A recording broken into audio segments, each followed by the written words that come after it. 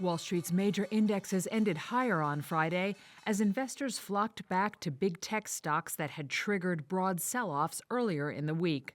The Dow climbed more than 1.6%, and the S&P 500 and Nasdaq both closed just above 1%. Five members of the so-called Magnificent Seven rose on Friday, led by Meta Platforms, which climbed more than 2.5%. The two exceptions were Tesla and Alphabet, whose lackluster earnings had triggered Wednesday's big market sell-off. With further Magnificent Seven earnings due next week, the immediate outlook for markets may hinge on what type of results these companies deliver.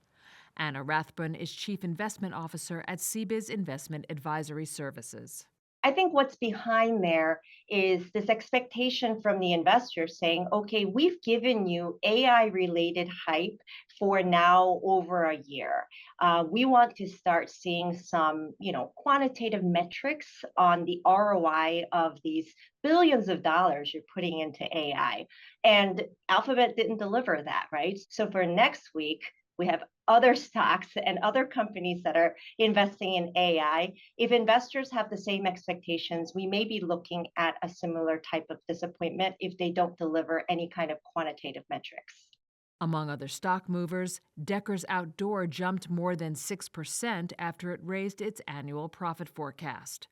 Norfolk Southern soared nearly 11%, its largest one-day percentage gain since March 2020, after the rail operator reported second-quarter profit above Wall Street estimates thanks to robust pricing. And medical device maker Dexcom slumped more than 40% after cutting its annual revenue forecast. Data on Friday showed a moderate rise in U.S. prices, which underlined cooling inflation. Investors will now look to the Federal Reserve for possible signals of a September rate cut when the central bank holds its latest two-day policy meeting next week.